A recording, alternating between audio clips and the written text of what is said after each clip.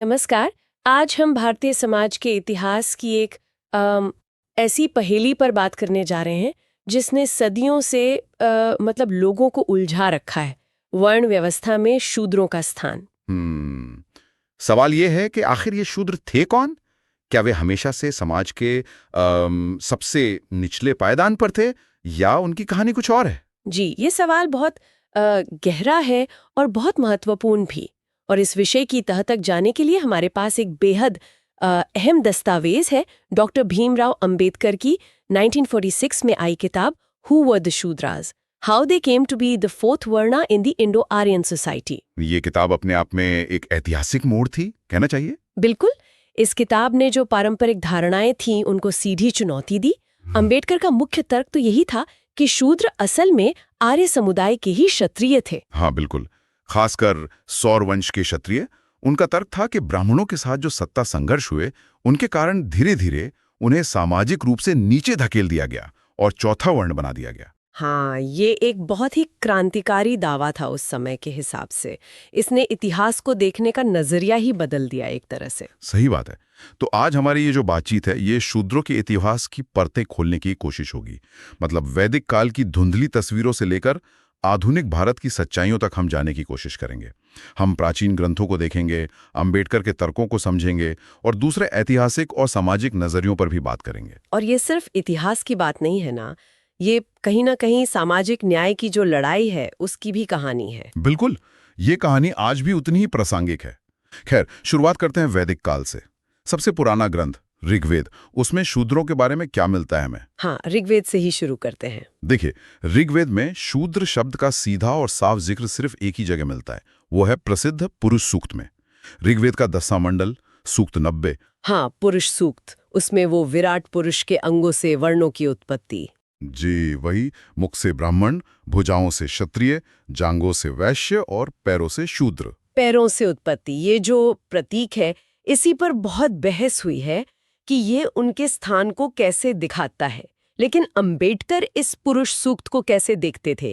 क्या वो इसे ऋग्वेद का मूल हिस्सा मानते थे? नहीं, बिल्कुल नहीं।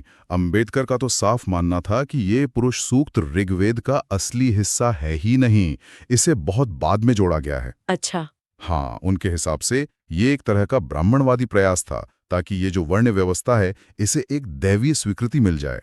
मतलब भगवान ने ही ऐसा बनाया है और समाज में ब्राह्मणों की श्रेष्ठता और शूद्रों की जो निम्न स्थिति है वो पक्की हो जाए। ये तो बहुत दिलचस्प बात है।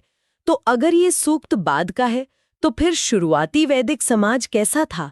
क्या तब ये चार वर्ण थे ही नहीं? देखिए, जो शुरुआती वैदिक काल है, जिसे हम ऋग्वैदिक काल कहते हैं, उसमें समाज ज्यादातर 3 वर्णों में बटा दिखता है।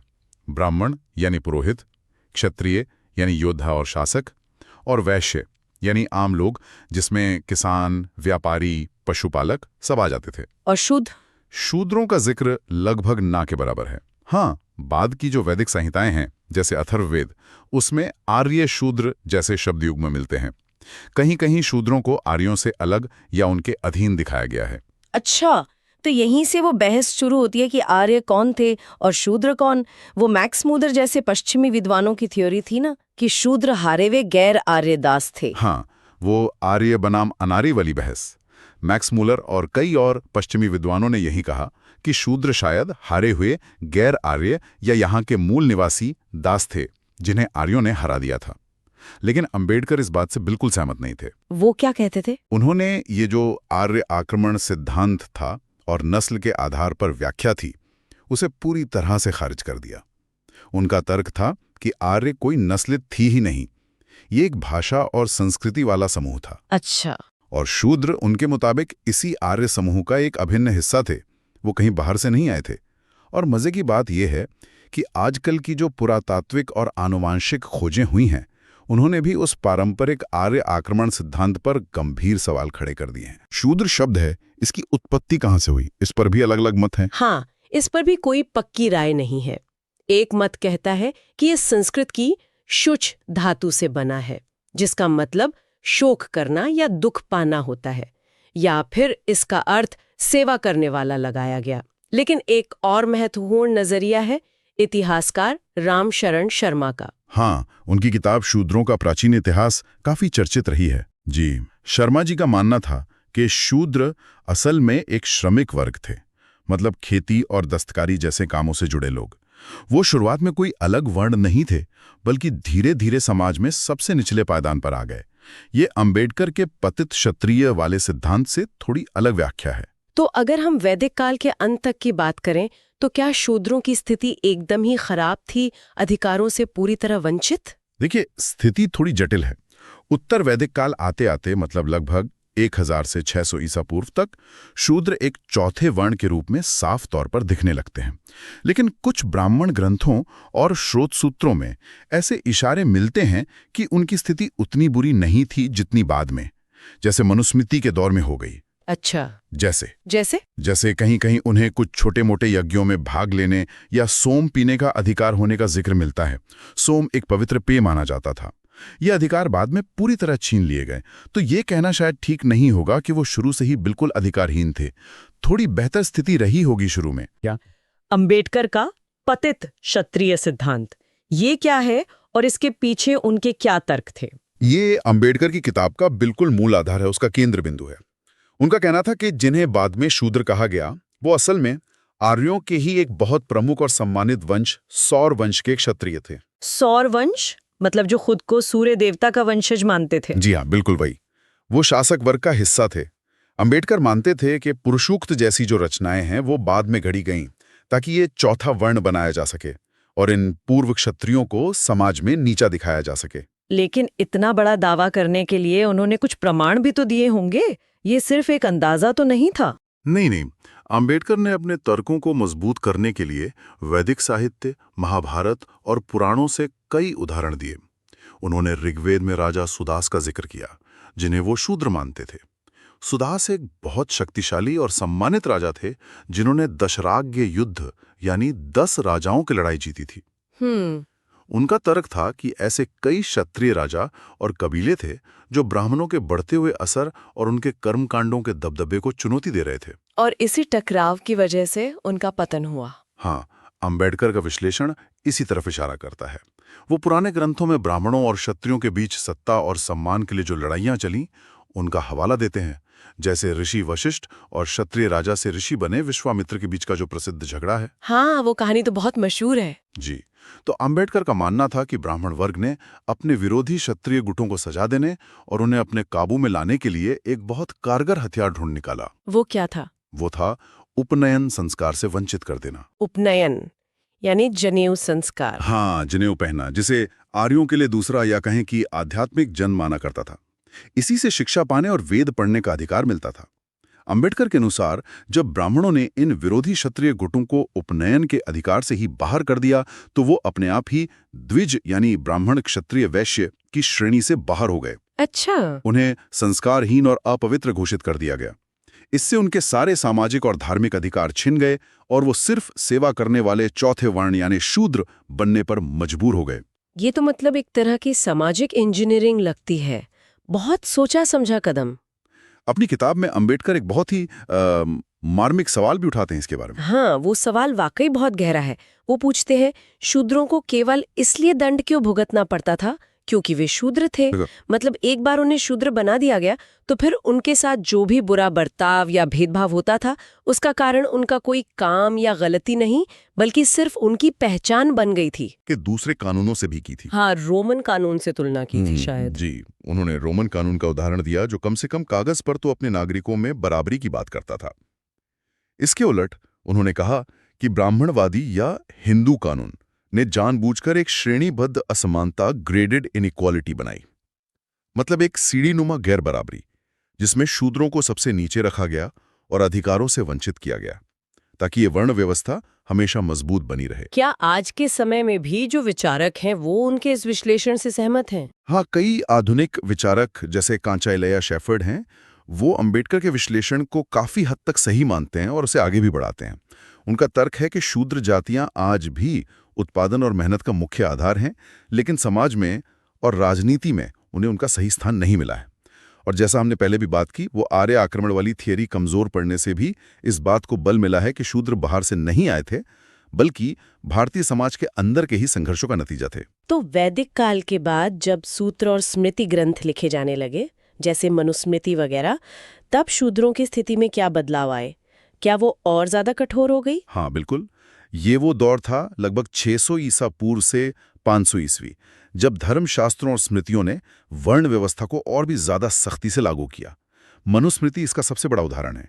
इसमें शूद्रों के लिए बेहद अपमानजनक नियम बनाए गए और बहुत कठोर सजाएं तय की गईं। हाँ, वो वेद सुनने पर कान में सीसा डालने वाली बात। जी वही, गलती से भी वेद मंत्र सुन लिया तो कान में पिघला हुआ सीसा या लाख डाल देने का भयानक नियम।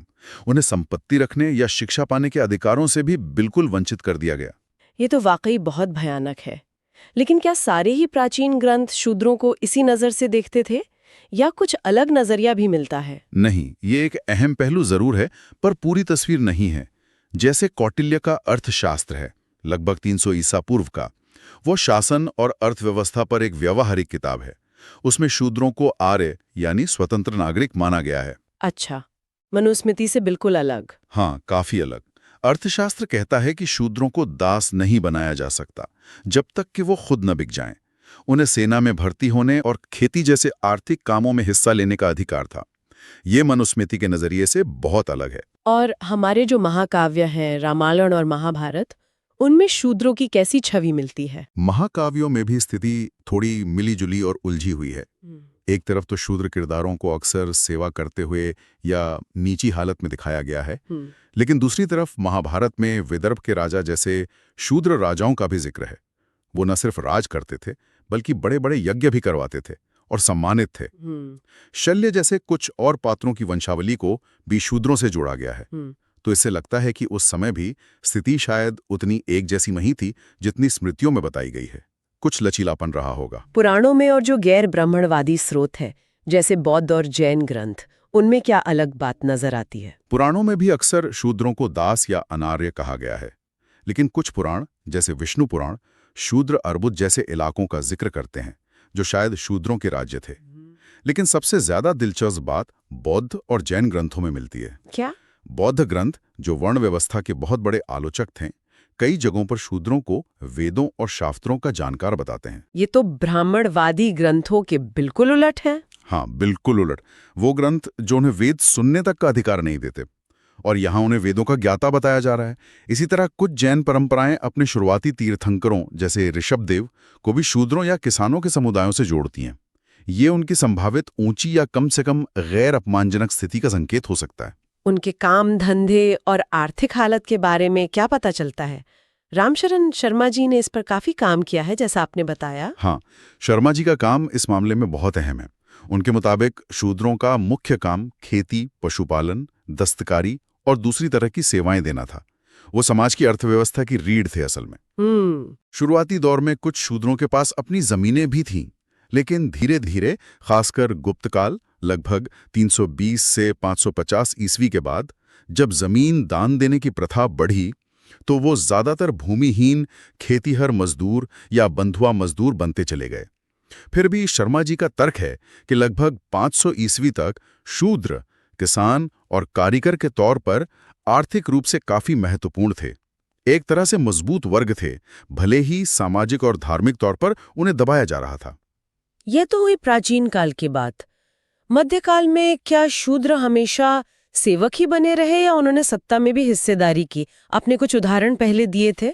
हाँ, मध्यकाल में मोटे तौर पर 500 ईस्वी से 1500 ईस्वी तक तस्वीर और भी ज्यादा रंगीन और विरोधाभासी हो जाती है।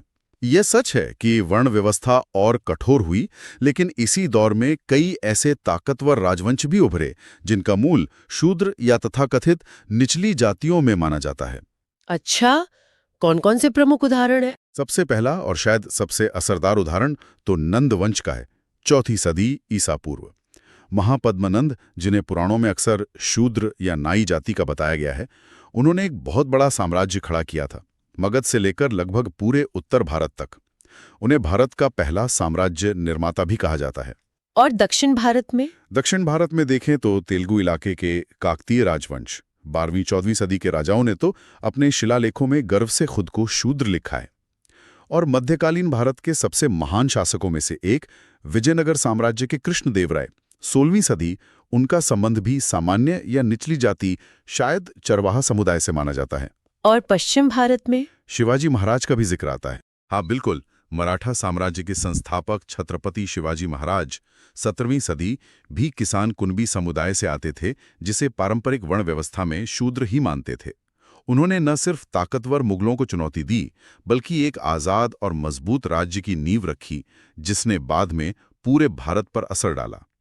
तो ये उदाहरण दिखाते हैं कि सामाजिक बंटवारे के बावजूद काबिलियत और ताकत के दम पर शूद्र पृष्ठभूमि के लोग सबसे ऊंची सत्ता तक पहुंच सकते थे। इसी दौर में एक और प्रक्रिया का जिक्र आता है, राजपूतीकरण। इसका शूद्रों से क्या लेना देना है? ये एक बहुत दिलचस्प सामाजिक प्रक्रिया है। कई इतिहासकार मानते हैं कि मध्यकाल में जो राजपूत कहलाए, उनमें से कई योद्धा समूह असल में स्थानीय कबीलों या शूद्र या दूसरी गैर क्षत्रिय पृष्ठभूमियों से निकले थे। अच्छा। हाँ, उन्होंने लड़ाई और फौज में सेवा के जरिए ताकत हासिल की और फिर ब्राह्मणों से वंशावलियां बनवाकर और यज्ञ वगैरह करवाकर खुद को पुराने क्षत्रियों का वंशज घोषित करवा लिया। इस तरह वो समाज की सीढ़ी में ऊपर चढ़ गए।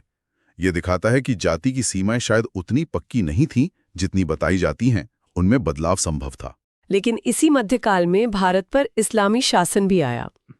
उसका शूद्रों की स्थिति पर क्या असर पड़ा? इसका असर थोड़ा मिला जुला था। एक तरफ इस्लामी शासन ने सिद्धांत रूप में तो जाति व्यवस्था को नहीं माना और कुछ शासकों ने बराबरी का बर्ताव भी किया होगा, लेकिन दूसरी तरफ सल्तनत और मुगल काल में गैर मुसलमानों पर जजिया जैसे धार्मिक कर लगाए गए। इसका बोझ गरीब लोगों पर, जिनमें शूद्रों की बड़ी तादाद थी, ज्यादा पड़ा। कुछ कट्टर शासकों के समय में मंदिर तोड़ने या जबरदस्ती धर्म बदलवाने जैसी घटनाओं ने भी उनकी हालत पर असर डाला होगा। हालांकि ये भी कहा जाता है कि कुछ शूद्र समूहों ने इस्लाम धर्म अपना लिया, जिससे उन्हें शायद सामाजिक बराबरी मिली हो। पर इसी दौर की एक बहुत बड़ी सकारात्मक धारा भी थी, भक्ति आंदोलन। उसने शूद्रों को कैसे प्रभावित किया? हाँ, भक्ति आंदोलन मध्यकालीन भारत की सबसे जरूरी सामाजिक धार्मिक क्रांतियों में से एक था और इसका शूद्रों और दूसरी निचली जातियों पर बहुत गहरा असर पड़ा। इस आंदोलन ने जन्म के आधार पर जो ऊंच नीच थी और ब्राह्मणों के कर्मकांड थे, उनको सीधी चुनौती दी। जैसे कबीर, रैदास। हाँ बिल्कुल, कबीर, जुलाहा, रैदास, चमार, सेनानाई, तुकाराम कुनबी, शूद्र, नामदेव दर्जी, ऐसे अनगिनत संत कवि शूद्र या अतिशूद्र दलित पृष्ठभूमि से आए। उन्होंने आम लोगों की भाषा में ईश्वर की भक्ति का रास्ता दिखाया और कहा कि सच्ची भक्ति के लिए जात पात का कोई मतलब नहीं है। इससे शूद्रों को न सिर्फ एक आध्यात्मिक सहारा मिला, बल्कि उनमें एक नया आत्मसम्मान भी जागा। अब आते हैं आधुनिक काल पर। ब्रिटिश राज के आने से शूद्रों की पहचान और स्थिति पर क्या असर हुआ? अंग्रेजों ने अपने राज को मजबूत करने और भारत को समझने के लिए बड़े पैमाने पर जनगणनाएं करवाईं। इन जनगणनाओं में उन्होंने पहली बार जातियों को बाकायदा दर्ज किया, उन्हें अलग अलग वर्गों में बांटा और उनके पारंपरिक पेशे नोट किए। शूद्र वर्ण से जुड़ी जो ढेरों किसान, कारीगर और सेवा करने वाली जातियां थीं, उन्हें अक्सर अदर बैकवर्ड क्लासेस यानी अन्य पिछड़ा वर्ग के तौर पर लिस्ट किया गया। इस पूरी प्रक्रिया ने कहीं ना कहीं जातिगत पहचानों को और ज्यादा पक्का और स्थायी बना दिया, जो पहले शायद थोड़ी ज्यादा लचीली रही हों। लेकिन इसी औपनिवेशिक काल में सामाजिक सुधारों की आवाजें भी तो उठीं। हाँ, ये बहुत ही महत्वपूर्ण दौर था। 19वीं सदी में ज्योतिबा फुले ने महाराष्ट्र में शूद्रों और अतिशूद्रों, दलितों की जो बुरी हालत थी, उस पर जोरदार तरीके से लिखा। उनकी किताब गुलामगिरी ब्राह्मणवादी व्यवस्था और जाति के शोषण का एक बहुत शक्तिशाली दस्तावेज है। और फिर 20वीं सदी में डॉक्टर अंबेडकर। जी, 20वीं सदी में डॉक्टर अंबेडकर का उदय हुआ। उन्होंने न सिर्फ शूद्रों के क्षत्रिय मूल पर शोध किया, बल्कि दलितों और पिछड़ों के सामाजिक, राजनीतिक और शिक्षा के अधिकारों के लिए पूरी जिंदगी संघर्ष किया। आज भारतीय संविधान में जो बराबरी और आरक्षण के नियम हैं, वो काफी हद तक उन्हीं की कोशिशों का नतीजा है। आजादी के बाद मंडल आयोग एक बहुत बड़ा मील का पत्थर माना जाता है। निश्चित रूप से 1979 में बना और 1980 में रिपोर्ट देने वाला मंडल आयोग, इसने सामाजिक और शैक्षिक रूप से जो पिछड़े वर्ग थे, SEBCs, जिनमें ज्यादातर पारंपरिक शूद्र जातियां ही शामिल थीं, उनकी पहचान की और उनके लिए सरकारी नौकरियों और शिक्षण संस्थानों में 27% आरक्षण की सिफारिश की। और जब 1990 में से लागू किया गया? हाँ, जब 1990 में VP सिंह सरकार ने इन सिफारिशों को लागू करने का फैसला किया, तो उसने भारतीय राजनीति में जैसे भूचाल ला दिया। इसने OBC जातियों को एक ताकतवर राजनीतिक पहचान दी और पिछड़े वर्ग की राजनीति को देश की मुख्य धारा में ला खड़ा किया। लेकिन फिर भी विचारक कांचा इलैया शेफर्ड का वो सवाल, शूद्र कहाँ खो गए, where have the Shudras gone, ये आज भी प्रासंगिक क्यों लगता है? इस सवाल इस कड़वी सच्चाई की तरफ इशारा करता है कि भारत की आबादी का सबसे बड़ा हिस्सा होने के बावजूद अनुमान है कि 50 से 60% के बीच पारंपरिक शूद्र जातियों से आने वाले लोग आज भी सत्ता के गलियारों में, ऊंची शिक्षा में, बड़े उद्योगों में और मीडिया में अपनी आबादी के अनुपात में नजर नहीं आते। ऐसा क्यों है? देखिए, ओबीसी एक बहुत बड़ा और बहुत विविध समूह है। उसमें अंदर ही अंदर कई उपविभाजन हैं, हितों के टकराव हैं। दलितों की तरह उनमें एक मजबूत, एक संगठित राजनीतिक चेतना या नेतृत्व का कुछ हद तक अभाव दिखता है। इस वजह से वो अपनी बड़ी संख्या को पूरी तरह से राजनीतिक ताकत में नहीं बदल पाए हैं। वो अक्सर सवर्ण या दलित राजनीति के बीच बढ़ जाते हैं। और जमीनी स्तर पर क्या स्थिति है? क्या संविधान में गारंटी मिलने के बावजूद भेदभाव अभी भी होता है? संविधान तो खैर जाति के आधार पर हर तरह के भेदभाव को गैरकानूनी बताता है और शहरी भारत में यकीनन बदलाव आया है। शिक्षा और रोजगार के मौकों ने हालत सुधारी है, लेकिन गांव में और यहां तक कि शहरों में भी छुपे हुए तरीकों से जातिगत भेदभाव और पूर्वाग्रह आज भी एक कड़वी सच्चाई है। खासकर दलितों, अतिशूद्रों के खिलाफ छुआछूत और हिंसा की घटनाएं तो होती ही रहती हैं। हाँ जी। शूद्र जातियों को भी अक्सर सामाजिक मौकों पर, शादी ब्याह के रिश्तों में और यहां तक कि रोजमर्रा की जिंदगी में भी छोटे मोटे अपरिचित भेदभाव का सामना करना पड़ता है। हमने अब तक शूद्रों के इतिहास में उनके संघर्ष, उनके दमन और पहचान की बात की, लेकिन भारतीय समाज को बनाने में उनकी भूमिका को कैसे देखा जाना चाहिए? ये समझना बहुत जरूरी है कि शूद्रों का इतिहास सिर्फ सेवक या दबे हुए लोगों का इतिहास नहीं है। वो भारतीय सभ्यता और संस्कृति के असल निर्माता रहे हैं। कुछ सिद्धांत तो सिंधु घाटी सभ्यता के जो महान शहर थे और जो अद्भुत कारीगरी थी, उसे भी इन्हीं समुदायों या उनके पुरखों से जोड़ते हैं। हाँ, ये भी एक दृष्टिकोण है। भारत को खेती प्रधान देश बनाने वाली जो कृषि क्रांति हुई, उसका आधार शूद्र, किसान और कारीगर ही थे।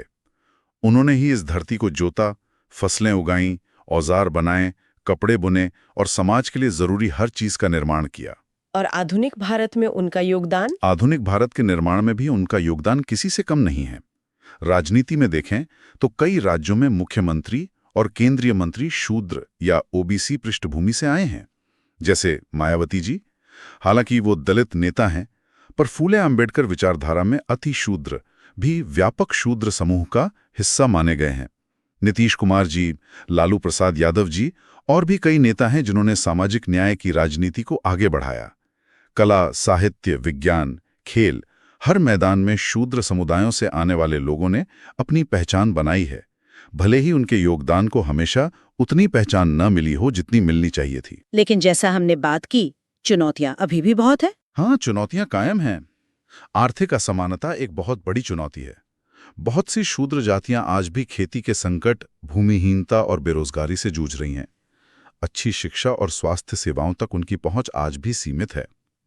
और सबसे बढ़कर सामाजिक भेदभाव और जातिगत पहचान का जो एक कलंक है, वो अभी भी पूरी तरह से मिटा नहीं है। तो इस पूरी बातचीत को अगर हम समेटें, तो शूद्रों की कहानी को आखिर कैसे समझें? कौन थे वे? देखिए, अगर हम आम्बेडकर के नजरिए से देखें, जिसे कई सबूत और तर्क भी समर्थन देते हैं, तो शूद्र मूल रूप से शासक वर्ग यानी आर्य क्षत्रिय ही थे, जिन्हें एक लंबे सामाजिक राजनीतिक संघर्ष के बाद ब्राह्मणवादी व्यवस्था ने जानबूझकर नीचे धकेला और अधिकारों से वंचित कर दिया। लेकिन उनकी कहानी सिर्फ दमन और अपमान की नहीं है। हाँ, ये बात जरूरी है। ये लगातार प्रतिरोध की, संघर्ष की और अपनी पहचान को बनाए रखने की भी कहानी है। चाहे वो प्राचीन काल में राजाओं के रूप में हो, मध्यकाल में भक्ति आंदोलन के संतों के रूप में, या फिर आधुनिक काल में समाज सुधारकों और राजनीतिक आंदोलनों के रूप में। और ये कहानी आज हमारे लिए क्यों जरूरी है? ये कहानी आज भी उतनी ही प्रासंगिक है जितनी पहले थी। जब हम आज के भारत में बराबरी, लोकतंत्र और सामाजिक न्याय की बात करते हैं, तो शूद्रों का इतिहास हमें याद दिलाता है कि इस देश की नींव रखने वाला, इसका पेट भरने वाला और इसे चलाने वाला विशाल मेहनतकश वर्ग कौन है। उनकी कहानी समझे बिना, उनके योगदान को स्वीकार किए बिना और उनके सामने जो चुनौतियां आज भी मौजूद हैं, उनका सामना किए बिना हम एक सच्चे, बराबरी वाले समाज का निर्माण नहीं कर सकते। अंबेडकर की किताब का अंत भी तो इसी आह्वान के साथ होता है, जाति का विनाश करो, वर्ण व्यवस्था को तोड़ो। ये वाकई सोचने पे मजबूर करता है। बिल्कुल।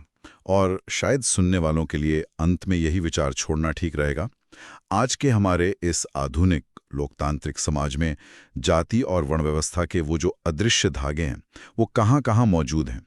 वो हमारी सोच को, हमारे रिश्तों को, हमारे संस्थानों को और हमारे अवसरों को कैसे प्रभावित करते हैं। और अगर हम डॉक्टर अंबेडकर के आह्वान को गंभीरता से लेते हैं, तो इन ढांचों को, चाहे वो कितने भी बारीक क्यों ना हो, तोड़ने के लिए हम अपने अपने स्तर पर और सामूहिक रूप से क्या ठोस